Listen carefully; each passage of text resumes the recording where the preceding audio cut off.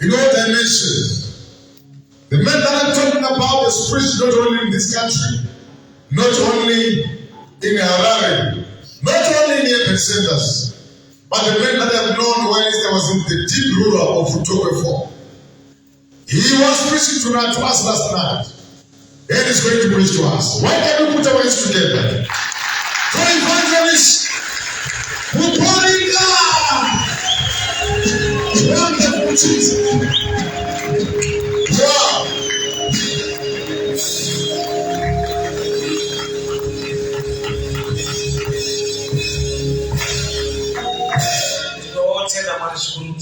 Thank you so much. God bless you.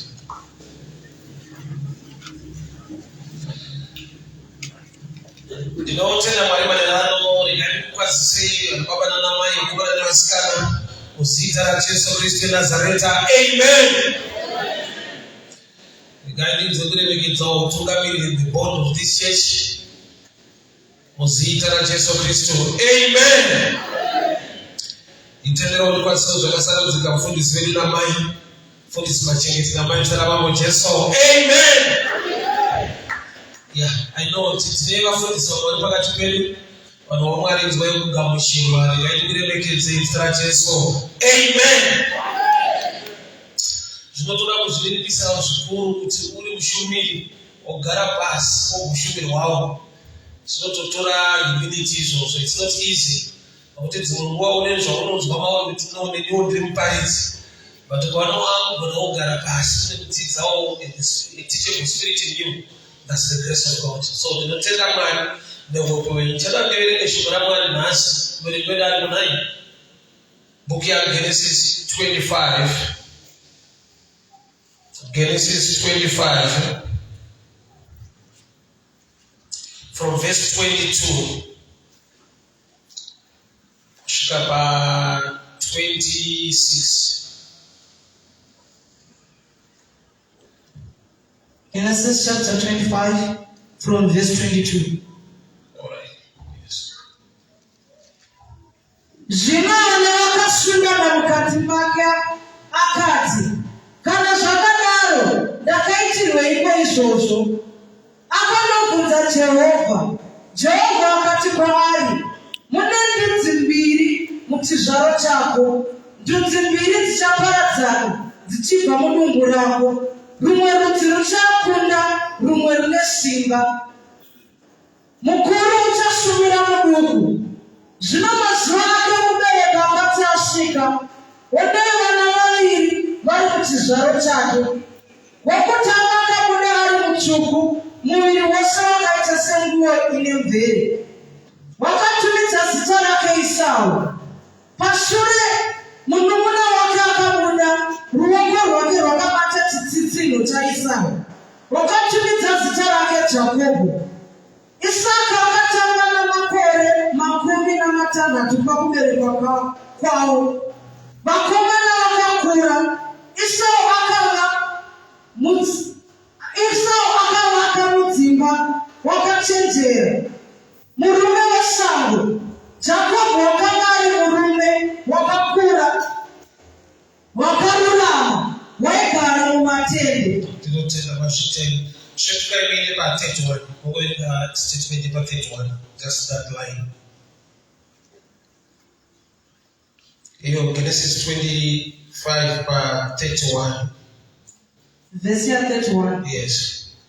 Jakobho akati, chimbonditengesera ubange hwako. Esau akati, tarira ndofa hangu, udange ungabatsireiko? Verse 33.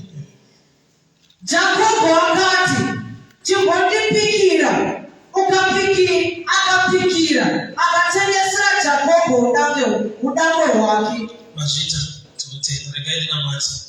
Mutsvene wakarurama Mwari wamasimba ose. Tiri pano kuti tizwe kutaura kwenyu. Taurai shoko renyu muupenyu hwedu maererano nasi. Ngarititsiure, ritidzidzise, ritigonese. Muzita raJesu Kristu Nazareta. Amen. Chada kutaura pamusoro pechiitiko chandinoti kodzero kana kuti marights. Kodzero kana kuti marights. Vakomana vaviri Jacob na Esau vakatanga kuita hondo vasati vakapanika vakufamba but vari kudumbura mai vavo. Mai ndobva vaziva kuti dai manzi hatina kukwana zvokuitika zvinoda kutombobvunza Mwari kuti chii chinoitika mandiri. Ndobva atsanangurirwa a prophetic message concerning the boys.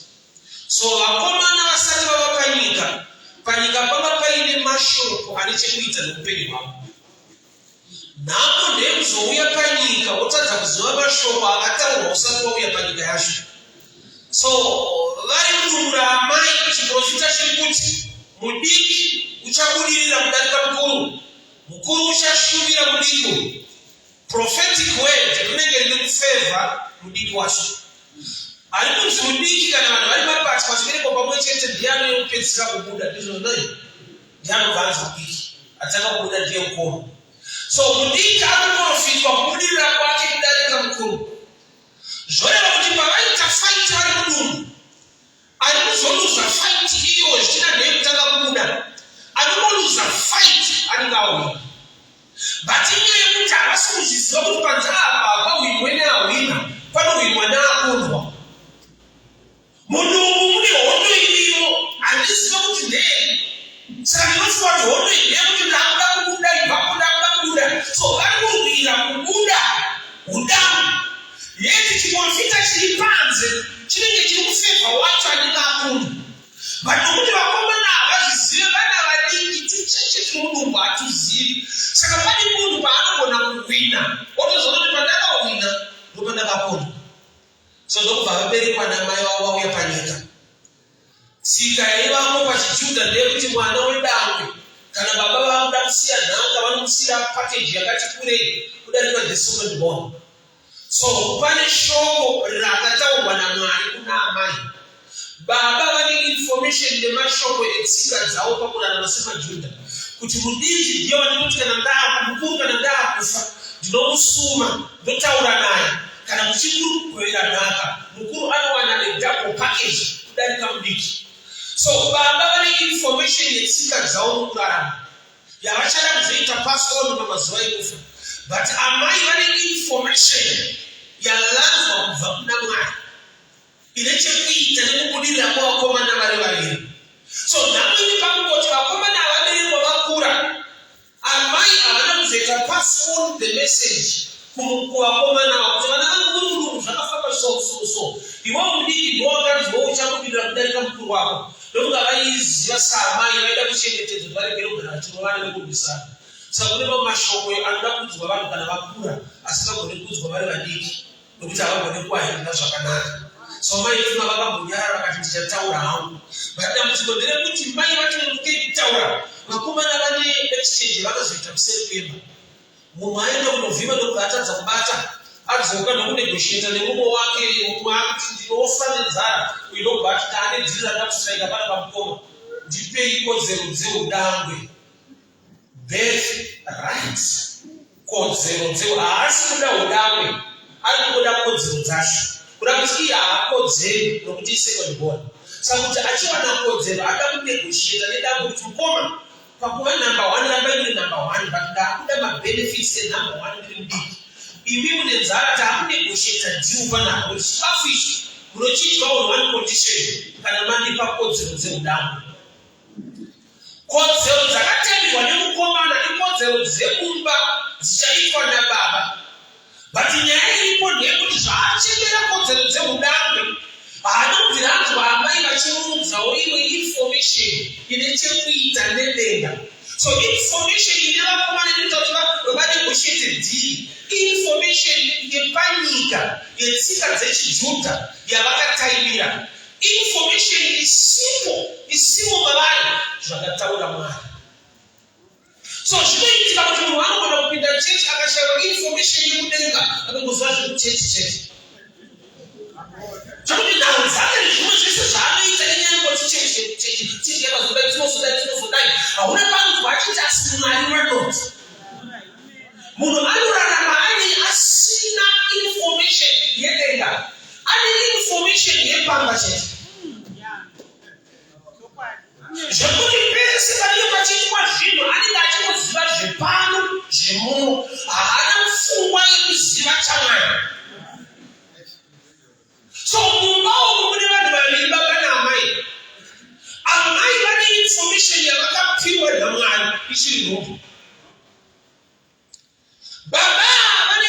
condition yawo yaona kuzoshanda nemukomana mukuru. So mukomana wanovhima nekutadza kubata ndokuuya manje kwakuita dhiri kutengesera kumwe kudambu. Gamba pakuva sesta kune zvakataurwa naMwari kuti mudiki achabudirira kudarika mukuru. Kuda kuti paiva nenunzira birthright before birth. Kana usina kuti zvamira dzomore roshi. Paiva nekodzero dzeudangwe dzatinoziva dzakashedzerwa Esau nababa mumba kuti ndaakufa ndinonobata ndikuropafadza ndinodangwirawo. Kogoita dzimwe kodzero dziri prophetic dzakaudzwa amai dzisinei nekuti vabuda here, dziri kutaurwa vasati vatombobuda kuti pavachakombobuda chechi panenge aropafadzwa. Zvisinei nekuti aita number last, but Mwari ndozvavada kuti mudiki achabudirira darika mukuru. So kune a prophetic right inoda kuzorwisana ne-right iri natural iri musystem yepamba. Kuna kuti vachitofamba kudai pane anga akatohwina pasina exchange yaitwa, pasina zvavanegotiata. Pavakanombereka mumwe number 2 angatori number 1 muspiritual realm, but nokuti haazvizivi kuti number 1 akatanga kuita madhii ekuda kuita number 2. Pavakabereka vachitofamba ndingainzika uri munin'ina roti ndoshasha kudarika mukuru, but iye munin'ina haasi kuziziva. Zvaanoziva ndezvekutaiwa kukoma ndoshasha nekuda kwekuti ndotsika yaivapo. Yeti kune tsika yemudenga yakuitira favor uri mufana, but nekuda kwekuti tsika yedenga huizive, you settle for less. Iwe une zvihombe, unonegotiata kuti uwane zvidiki. Kodzero dzeudangwe dzaanoda kutora idzi ikodzero dziri lesa than kodzero dzaakapiwa naMwari dzeunumber 2.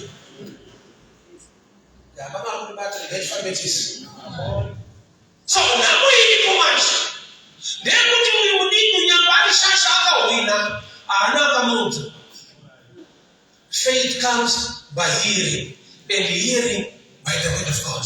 So mukomana uyu haana akamuudza ishasha. Unozati kusaziva, Bhaibheri rakuti vanhu vanoparara nekushayiwa zivo. Kusaziva ndo number 1 weapon yadevil against the church. Number 1 weapon yadevil ignorance.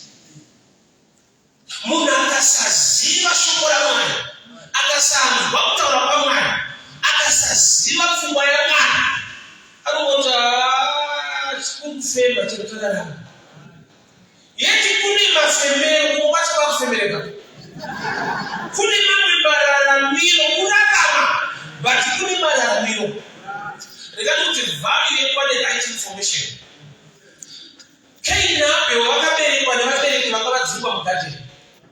Havasi vana vevanhu vemusango, vana vevanhu vemugadheni vakadzikwa mugadheni. Saka paifanirwa kuita vabereki vanogara pasi nevana kuti mwana pakugara kuno wakusumana ikweni. Tine dzatakaongororwa musharasu, titoriwo mbinga, tine magadheni edu ane zvinhu zvedu. So vana vanokura vane jungle mentality, vakaberekwa nevabereki vane gadheni. Zvakapotsa kurarama. Saka chonaona chika mazano kuruparidzirwa muspirit gospel. To tell you the truth, hakuna vhangeri rore renhamo. Poverty gospel hasati rapo. Vese vanofata basi vhangeri chauratiwa here muspirit. Ipo vakuta nenhamo runohwa kupi? Hariko. Hakuna poverty gospel.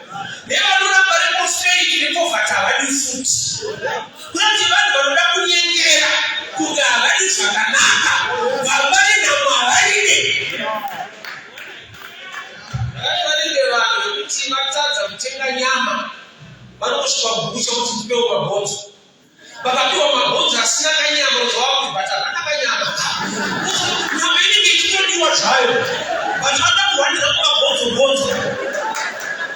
Avasina kufana nokupewa mabhonzo achina mabhonzo chaiwo.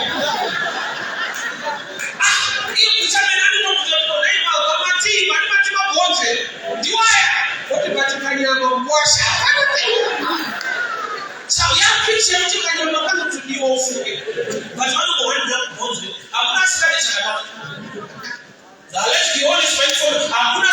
preaching, right? Kukunikana kuchiwana zvauti unofevha zvisina kunaka. Munhu wese unoda zvakanaka. Akaenda pabhero, vanhu vachitenga bhero so munhu akatenga sheti yangu $3 akuenda. Ana kutangwa nokubvadza kwakomplera zvikati asha mwana yakati bvarukei panapa. Ndikati ukatoona wakuona kubvaruka kwayo iri second hand usingazvidi unati mauri kune pfungwa inyowani. Wasi kutoita bhero unati pane zvinofanira kushota. Ukaona sheti yebhero isina mabhatani ukuti isaidi kupfungwa mako kutora zvakakwana. Uye hapa kubhero zvakakwana ndozvaunotoda.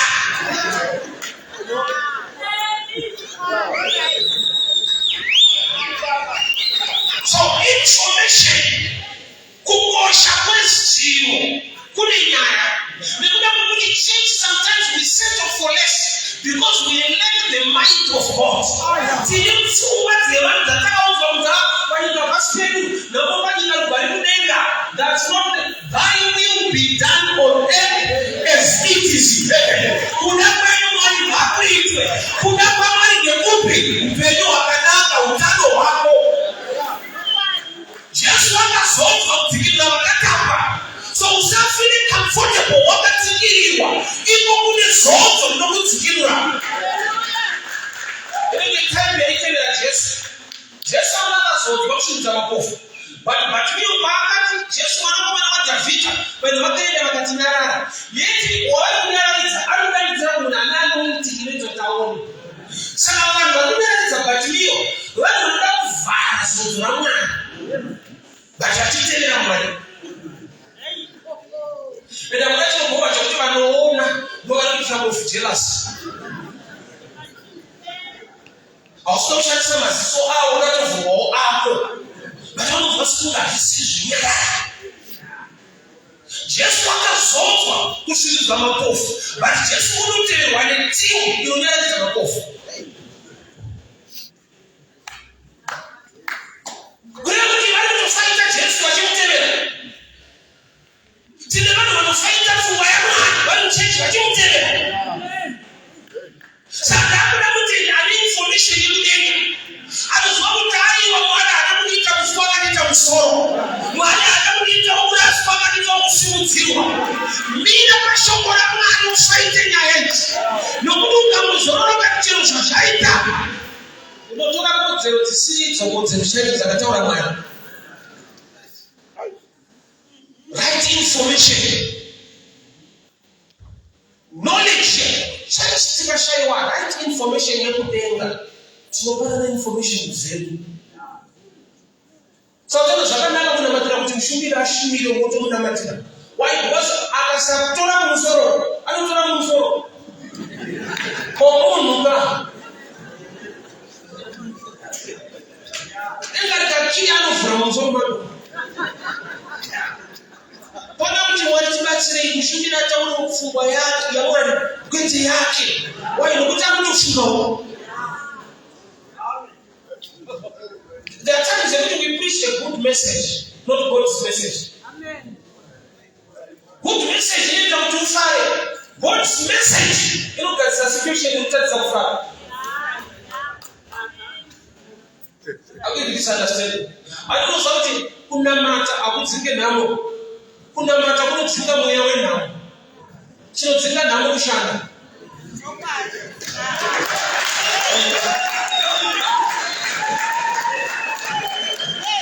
Ndaenda neprayer. Kungonorara kuona icho kutoka zvaida. Iwe wanobhatisha ropafadza kubata kwemaoko. Vanodyara nemisodzi. Kwete vanodyara misodzi. Misodzi haisi mbeu isaine kuti zvaoma. Those who plant in tears, not those who plant tears.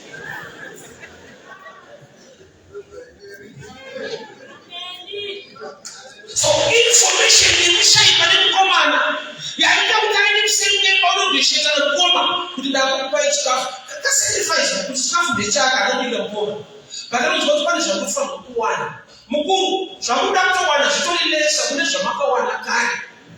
That's why I love Moses so much. Faro pane nguva yaakati aiwa endai zvenyu asi siyai mombe.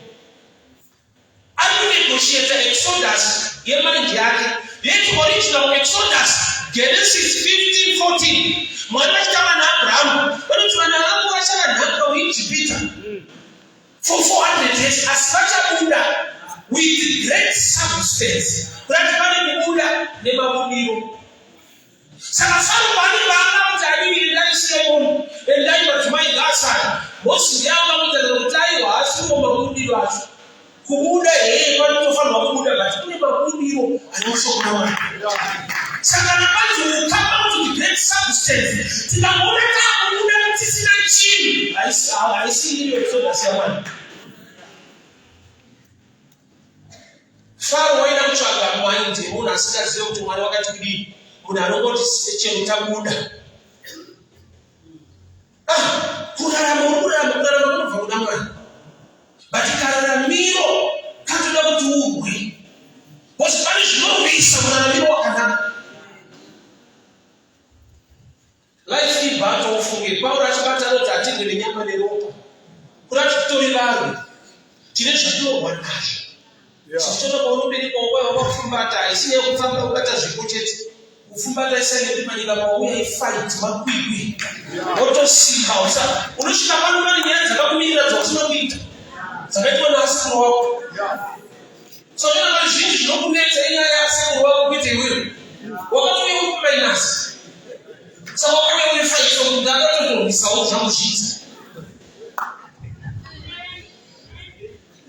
mkomanda information yakatao wanamani angali mtu wanubika anachaka ziwa muna nasema mzuma from information ilitikika na upendo wake anushandele jilipo kwetu zakatao wanamani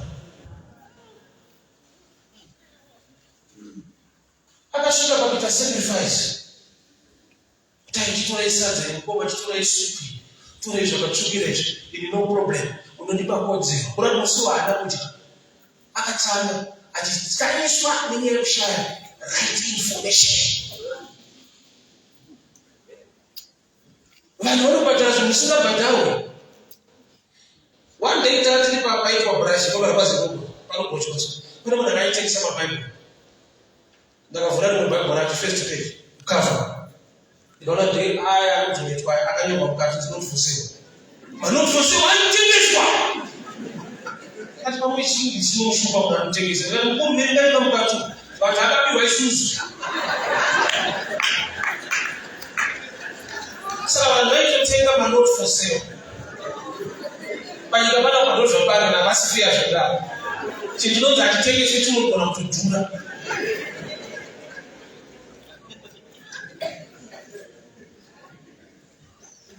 information you got to ignore that business but you think it's a shit man not for sale information ya shai kwa nini kwa maana ya Mungu kutokumbira sasa unasema eti Joseph al Egypt baba wake anamzwa Joseph mpe ndiye Egypt ndiye Israel daima kasiwa baba asika tume la koma de mali why ndio kwa kuti mwana but wakoma wetu itakula mali unatika shibaki kuna Joseph uvasi kuti awakoma wangu ndio vaisa kuti mali yake msada wakoma wanakupembera wakacha kwa sababu kuti kusazima mtoto uchi yenu kafaka wakoma wanamsada hawana zote kwa mali so ndio wakati mwana mali zote kwa kitsepa ndio zitabiti Awozo umo wako sometimes no get cause to get machana nako unocha ngozi kwa wana awozo ndio msichana hiyo ni kudamba stili kwa tili samingina so wakati wa nani na mndaka awozo wangepani ndio utambo let me give you this picture yango ushishira kutonda wa marijini pakatouya mungu wasikaziva akayaka na 10,000 years akati amayakoma unotaka kutovuta mabva kupi dimani zvaita sei azvinota mudimani yawandise mutkisa pakaenda pamadhora kuti God bless you God bless you haikuchinja ukaenda 10,000 ndoba kuti zvafamba sei wesaka kuti munejere kuzoafa vatanga madziso zavo zvakanaka unozvida but ne information yaunotoziva kuti zvikanakisa ini ndisina chakaita ndisingazove munhu wacho pane problem. Original information ine value. When sasa mboona mali UK mapounds ukapiwa mapounds efake chaunongoita kungoti mazvita kana mwana kudai unotarisa kuti zvati pane fesi yako unoziva fesi kana kuti waya yacho isaidhi kureva kuti usatoziva original kunoita kuti thank you kufake unotokumbura vanhu dzako asi mapounds ari kumba iwapo vanoziva vakaona zvonomutaa makuvacho. So having the original information, which is the word of God, you need to say the set for less. Kuma kubatirwa kwevanhu haisiri kuti vanokubatirira vari too dangerous. Iye kuti vanotora advantage yekuti ignorance dzacho dzakawandisa. Johani Mubhabhatidzi, vanhu vaive vachitomubvunza, ndimi here kana titomirira umwe? Ndobva ati handisiri ini. Iye wacho akuti handisiri ini, akasvika mukufa aine vanhu vaiti vadzidzi vaJohani. Vaidzidzei munhu akuti handisiri ini. Kune vanhu vokuti pasipo ipapa vanozonge ndini. Ivi Johani akatoti handisiri ini vanozotopinda kwaJohani chechi. Haasi vatagara chiJohani.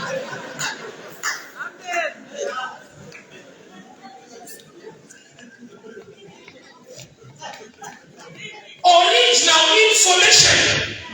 Going to shine from church, which is the original information, the word of God. Zvimwe zvatinoudza vanhu vairambana Jesu paakaenda pakazomubvunza mari kuti Mozisi aichitendera kuramba vakadzi munotodii. Jesu nokuvati zvinodaro pakutanga chakatendzwa nababa kunokupatsanura. Mozisi wakareva izvi kuti wanga waona kuoma kwemwoyo yenyu. So kuona kwaMozisi inonzi observation, kutaura kwaMwari inonzi revelation. So pane vamwe kuti tinofamba neobservation muonero abishop kwete pfungwa yaMwari. Mozisi aitendera vanhu kurambana. Jesu paakauya ndokubati Mozisi wanga waona kuoma kwemwoyo yenyu kwete Mwari Mozisi. Saka pane vamwe kuti mune kuita zvaMozisi. Chokuti paunozoziva zvaMwari Mozisi yanga aona, that's observation. Mwari vanoti kudii? Ukabirwa izvezvi kana TV vanokota kumapurisa vanotongokubvunza kuti iSamsung maichizimana Note 52 une imwe maki here kana serial number yaunoziva, so that patoreka pamaTV ukune kuidentify TV yako wani nokuti maSamsung 52 inch akawanda tinogona kutoreka pa6 chakuti uzoziva kuti iyi ndeyako. Pane imwe information iri more than what 52 inch Samsung. So tine vanhu vane information ingori pasurface. Haana zvakawanda zvaanoziva, ngozvagoyeriyo yandikudi nemakore tikude. Ini mazuva andaenda kuchechi ndiri mufana ndandikaende kunonamata Mwari. Mudhura wangu anga ari very strict, waite vanobva kuchechi sadza ngosingachi.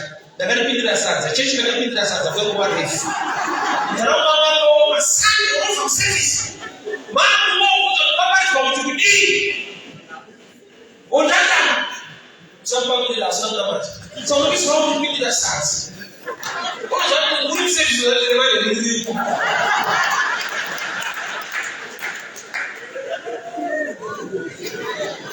So I would have the right mind, the right motive. Why are you going to church? And that boy is going to tell us, no. What's that pastor or just something or idea? Sure. But I tell you for why you need the right information. But come on, you start to be my land is a taura ichiri. That will be what there are.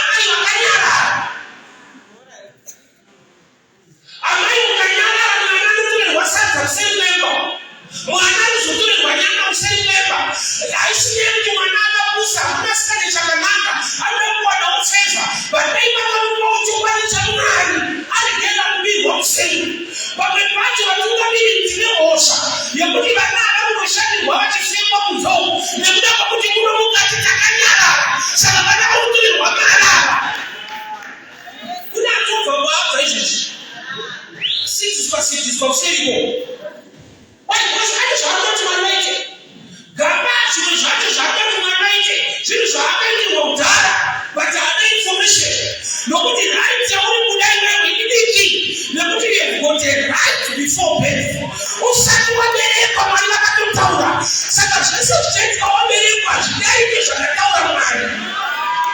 sei mwana tori kwanyama kusembeba tinambeka kanyara amaichi no chechi kanyara wanaona kwa mkato.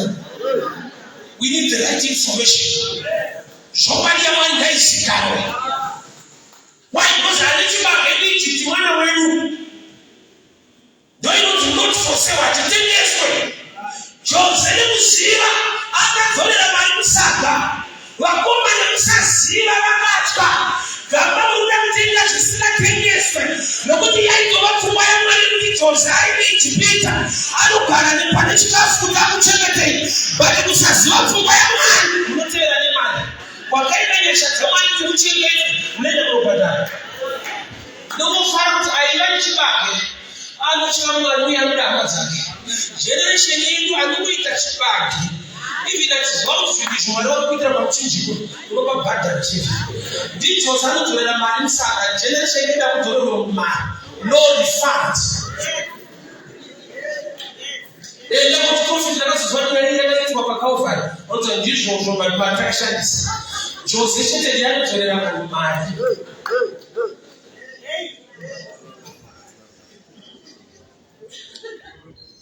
Amayu kanyara, pani utani kapseti yebo. Oza pani mekuti, pani zoro ufo mtawa. Adam kwasata wana Eve alota wana yo kasta snake. Ugade ni mune wa vangeli wa limo wa mwoto zanayo kama mkoa futi mwisho. Ata mukanyara anyuka hinyara. Banda unasakoma kumlimitsanaka kunama. Boys roda nyara ndoto gogoma babaka. Wado utwaba. Ele não te deu isso, eu sou fui de caralho.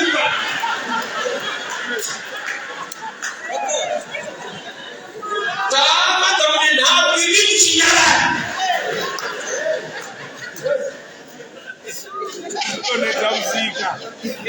Vai sair da minha chegando. Vai ficar legal. Não vai fazer ele ligo aí, tira. Ele não vai fazer nada, não muito mais. Olha aí, tira gente. Nikasasisa mwanangu pizza, kuna hali kumtengero. Badala yake tile bosa za chato kwa mgeni. Sika baba mfano kunyana na kitachanganya kwa kadarini. Ambaye msanya na kitachanganya kwa kadarini. Mkangonyana na kusema mambo nyaya. Tunzani mfano hadi kuotura mdamu wa Mungu. Akatoli wasaka lake. Bali simiti na tunaanza basi kana ndio kujifanya matakanya mataifa wa kutanga. Kwenda watu wazenu kuwauza watu wa yamani. Kuti mwanangu kana shikadi. Kana ukazulisha kwa ni Paul, you are blessed. Kana ukaza uswa kutanga. Baki mwaia kusiuza shakadao. Lamba watabila kwa namari. Kana nakumari wabasa kuchukira. Mwaya wakati unolole ka unutata. Kana wabasa kulispekta. Nyasha kamari tunamusiuza. Nobody wants to go for my mind.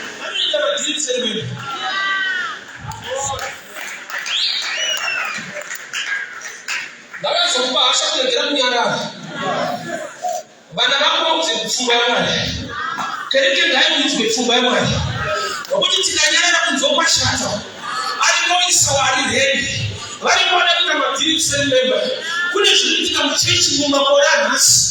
Chukuru mbatisi no watiwa. Nene kuli wakomana na muka kwanza. Shiko vitabana shokani tawana.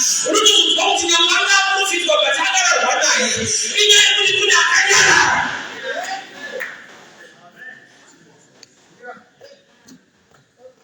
Kuna mwezi na mwana. Kuti kana kuti mwana ane msikanzwa ba qualify kunzane msikanzwa. Nokuti msikanzwa inowanikwa pamuna akuziva zvakanaka nezvakaipa. Mwana we 3 years, 2 years. Ndikasiya mwana kana wegore kumba. Ndikatoka kuti mwana ari wa perfume. Andimupopotere mwana iye. Why? Because kungonwa zvese ndo zvinoitwa nezera rake. Asati akuziva ndingine perfume musauko. Anongoti chese chinoerera chinomwika. Sandenda kubvunza wanasira mwana kuti sei mwana. Kureva kuti pamwe pacho tikupa vana mhosva gamba pana akanyara. Pana sometimes mwana. Yuta hinzwe yaunzwa ine. Zviri paikuudza munhu regera kuteerera.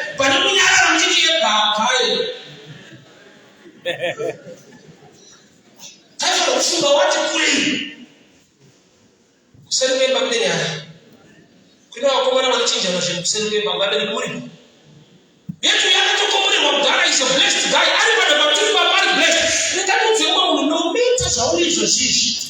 Kodi mwalimu kwa fadhili ili kwa upendo wako. Unaweza sema kupitia batali sika machi. Ya kuti wembeli ana kuna msoa wesu. La oka bila banana kuli bana balance. La moja ta opportunity first.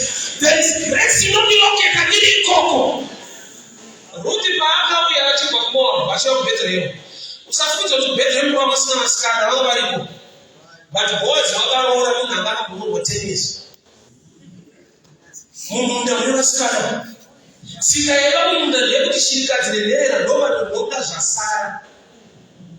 Abasha first line. Kuni wanonga bali kupeli. Abali category bali wanonga swa za sara. But ile bali ndoka za sara akazunguka kuzunguka. Kunyasha kuni don't get one to number 1. Itimali nilipano mshakuna matai ni kwa shule kuno. Na unitika hivi minoisiwa. Ya kuti walikuwa shule mroko na kuwabanyasha. Walikuwa wakafunduka. Ruta timoro mamungu na mroto na sikana wakati wa seyi. Usamu tatangari ike kwa petantu wanu wa sikana. Tumu na wengu kwenye oja hapo wazi tutora zeti. Hapo wazi tutora tutora tutora kubeli. Tutora kubeli. Kule mtu wana wali yashari kwa shule. Kule mtu wa testimony sifa kwa shule.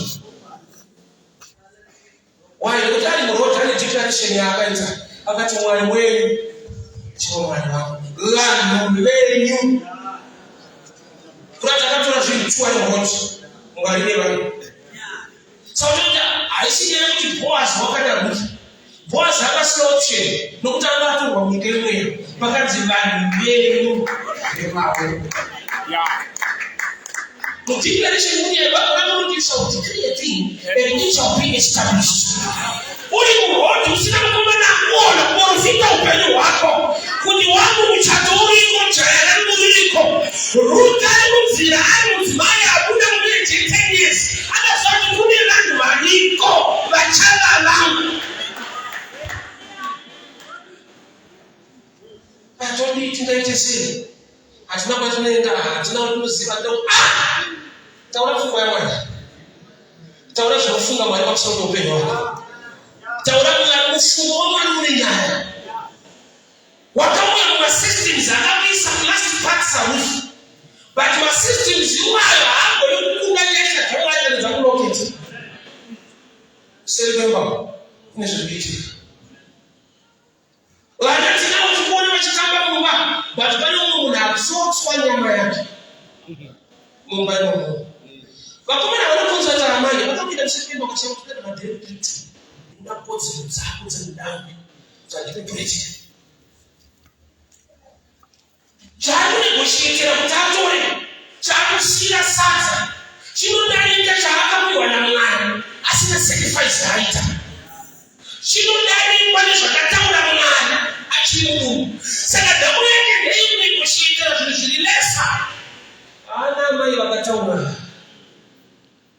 Amaya sana mtawe kuti mwanangu gara uchini musatu wabereka mwana wakapona fita uti number 2 yako ni number 1 yako sasa don't get worried to know number 2 mbo we number 2 mba muno but denga chikuona shasha so nikabaino kuona serombe unasana basalis noma ulerenika mwalika na chikuona wako una shasha believe kuti mwanangu kuona si believe how you show up and not out newe vumo kinderako why not let the birds fly till today ostrich doesn't fly and it's one of the birds ostrich sheep ito ni mapaki mutandira masai why not let the birds fly hakuna vegelele zikoma ostrich ya too heavy weight wale ni ukajuza kinya weight why because my ostrich feast I don't want to go one day and so even then there is no group that let the airplanes fly ostrich ya kumpa ne mind you sana iyatakiri pausi kubatanisa chapeta hostage nopane kuno yakasimba ikakura kukweso chidiki pausi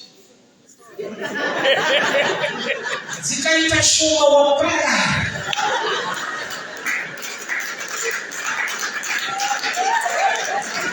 Musoro is a piece of information, knowledge.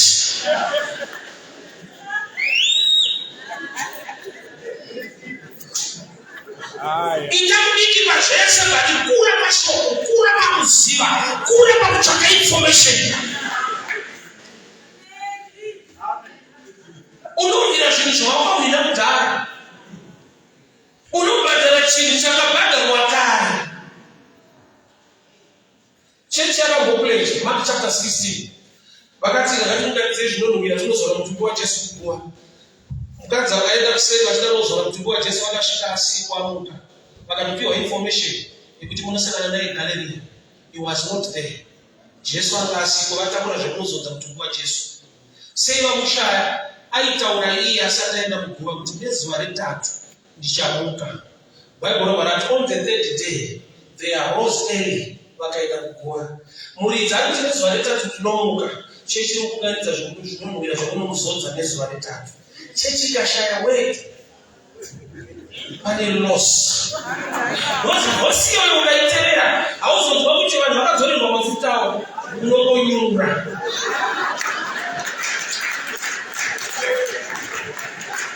Hakuna akadzokota matamukasvika asikosaka maindini mafuta enda zvinopera zvakadaro.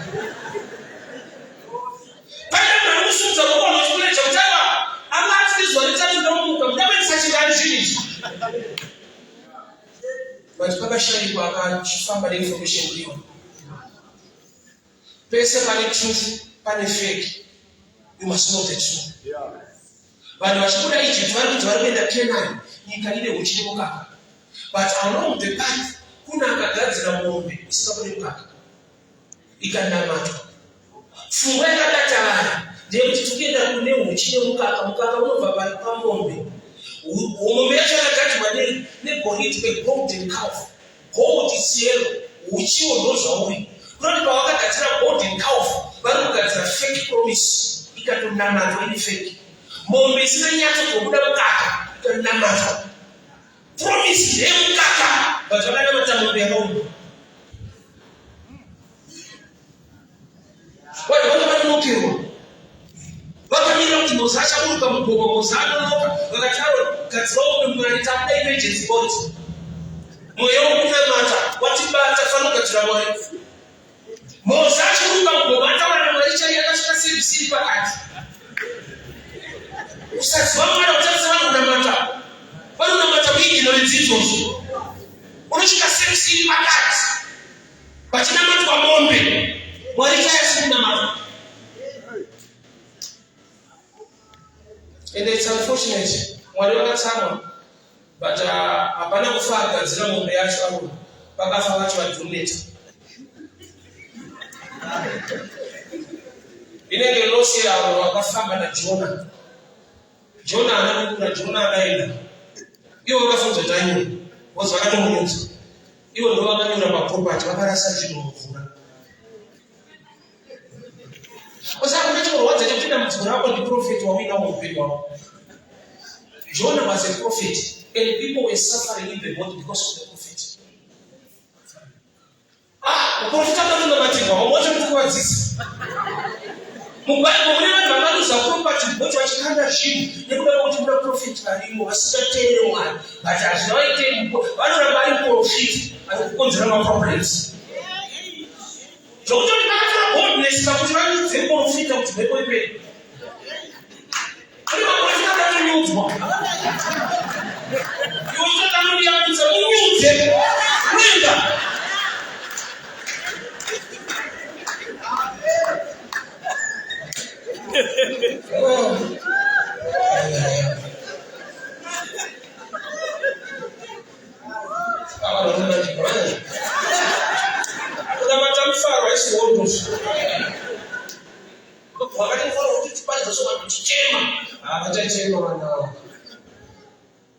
Church is way. Send people to the one. I do that. ndio anaweza kuziwa but pale bado uko direct na kusema tikurowa wabo disime bond sinizo kukura so mtaaba bali kwa zatakazoziwa kwa banana kwa asipake kuta indaka kwenda kushandi kwako tine zataka mo wao usentero wa huku kwa taiko waseme bakuru wa Mungu bali shikimano wazimu wote kumbe takazoza wa Mungu nyana bali sasa takaro wa ashi takaro wa useme isa waiko useme ndio ngo wapita mshaka Ushiwazo swacho wali wazo ivura ono kimwani ya shazipa chene mwani wake shazipa chene wani jirupa fadzebiri baba bata bero shatayi kwa kusema so pale tunafanya wakufu watuchaka shopali ya mwani kuti mwani waka tukudi omo ndi second born but what's God's message omo adina kufunda asima ano tukudi ino tiyosukuza makombe kunawo Nikaye kuti ndirombe unodare one qualification tandi musunzu batiso chakafana kuita chise rombe shema kuna mali kuti mwali baba robaya musunzu alimona sara ndipana ndio shughulishi bana musunzu abantu bakugurua kune task ifana kuitwa ndirombe mwali amusunzu gurua ano musunzu achikaza bana machinga ali gurua sababu hizi rombe kutana na musunzu wapote mtipisa shitana na ngaisha sababu kimwaleni nyasha kibaku watuna musunzu wa usunzu yashazino kwa mromo na nyanga ishe kwa nile onyasha rombe isi umosha kanaka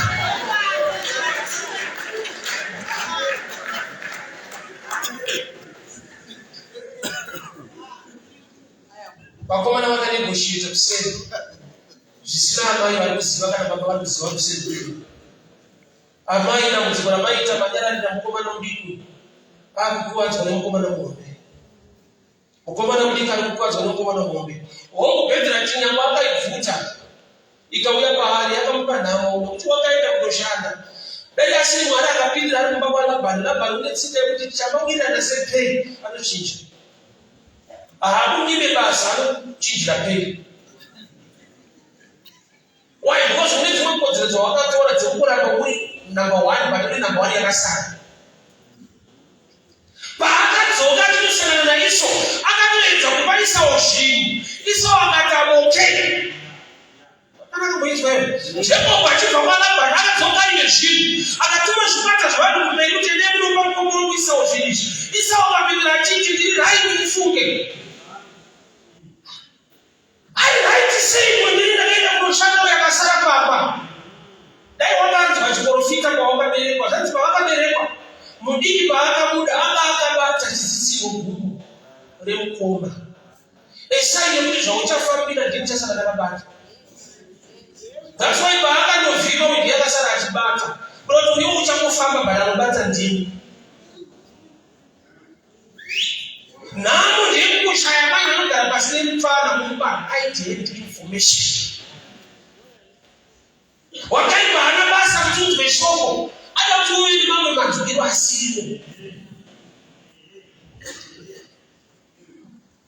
tajesa jani pasanese tichenda kushako zora machipanyika bali matambuti kushukuru chaisho batuwenda kushako zora kumwe kushinga uri kushinga ka LSC.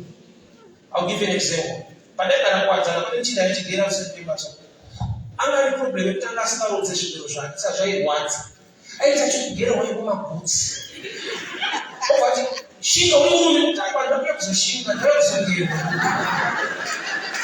wasi kama mtacho taona chapa na watu zingine shinga futi baba uone shinga baba tushinga futi so pale mwa kushingirira wrong area ai wakaiba ni information ya kufight change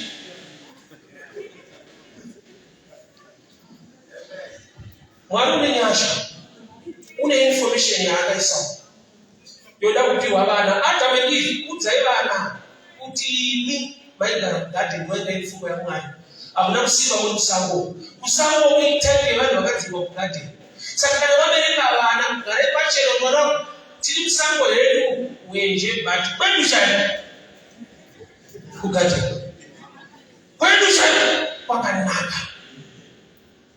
Zvino kana mwana kuna matatu chaka zvopadi ya Mwari atambire pa platform yeignorance yejawo unofaita achiti Mwari ndidzonerei panzvimbo.